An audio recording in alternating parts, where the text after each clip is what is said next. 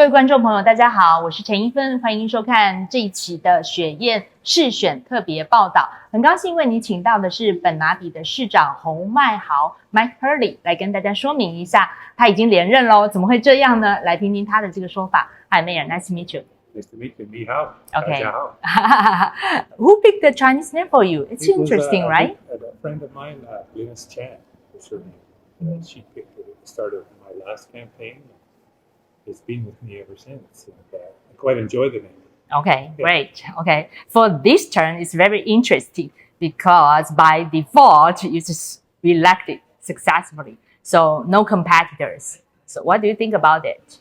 Well, it's a little strange because we had our campaign all ready to go. We had signs made, all our brochures made up, and we had an office. Luckily for me, no one put their name in it, so. I take that as a vote of confidence from our electorate. Hopefully, it's a vote of confidence in the hard work we have done over the last 4 years. Okay, because I also interviewed some of the councillors, candidates. They from the different parties. They all got a great praise for you and say you are very good mayors. So how do you balance all the parties' powers and how do you work with all the different people from the different group? Well, I've always been able to, through my past life, work with all the different groups in our city. So I think I've learned to work with people and not alienate them. So if you always try to be positive, and I have a very simple thinking is that all my decisions are based in the best interest of all the residents of Burnaby, or the vast majority of the residents in Burnaby. So as long as we're all thinking like that, we can work together. If it becomes your own personal agenda, then we're going to likely have some differences. But fortunately, council in this term, we're really good about staying focused on the citizens of Burnaby and what their needs are. So what's the difference for this term? What's your vision for the next 4 years? Well, I think, the last term, it was about setting up great policies for housing and great policies for moving the city forward in a very positive direction. Now it's a matter of implementation of those policies and making sure that we follow through on what we promised and that we're able to deliver on some of the great policies I think we put in place. So there's lots of work to do. The Metrotown area, I think, needs to be really vitalized and really spruced up, and we have some big plans for this area. That's one area, and there's the other areas of the city where we're planning new development, but lower density development than you'll see in here. But I think ground-oriented housing so that young people can afford to stay in the city and raise their families in the city. That's going to be a big focus. But for some of people will say like it's kind of the hard time for their housing, for living in the Burnaby. Even we saw all the high rise, right? You can say, wow, it's beautiful. It's not a lot of energies, but also it's affordable. So what do you say for those people? Maybe they can just live here. Well, all new developments now in Burnaby have to have 20% of those units. And all these towers, every development in Burnaby has to have 20% of those units that are affordable. And that means 20% below CMHC average, which is about 60% of market rents. So 20% of everything that goes up in Burnaby moving forward have to have those type of rents available so that we can keep our workforce right here in our city. We can't let our workforce move out of the city and expect them to come back, because that won't happen. So that's definitely a big focus. What about you will see the situation for the 10 cities getting worse in Vancouver? So is there any concerns in Burnaby? Like you got a lot of homeless people also? We have about 200 homeless in Burnaby, living in different areas of our parks, under bridges. And we try to work with them to get them into shelters and into housing that will meet their needs. But we need a lot of help from the other levels of government, because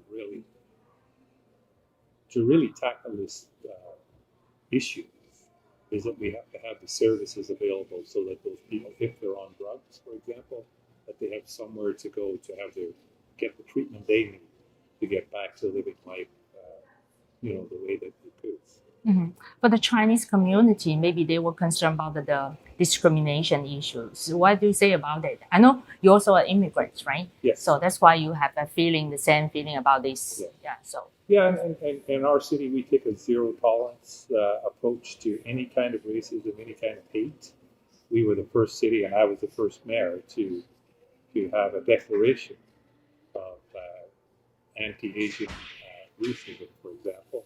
We were the first city in Canada to step up to the plate and acknowledge that will not be accepted.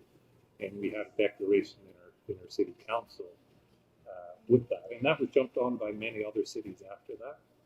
But we were the first city in Canada to take that step. It's also related kind of the safety, right? Yeah. We just saw a lot of attack. Yep. So, yeah, just pick one. I mean, we've all seen some of those sickening, I would call it sickening types of attacks on TV and on YouTube.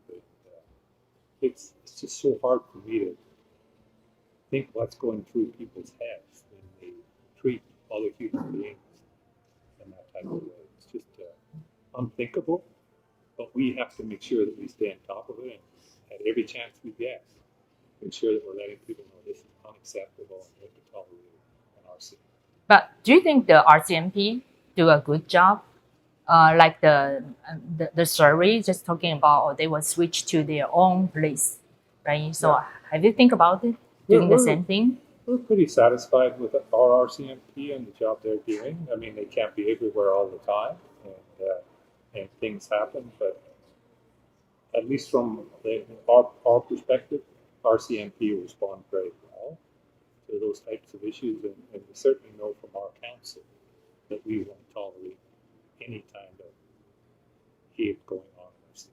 Okay, right now we are sitting in a coffee shop. Right now, we just face a lot of the small business. So what do you say to those people? They struggle in the COVID period. They're facing also the inflation problems, the tax problems.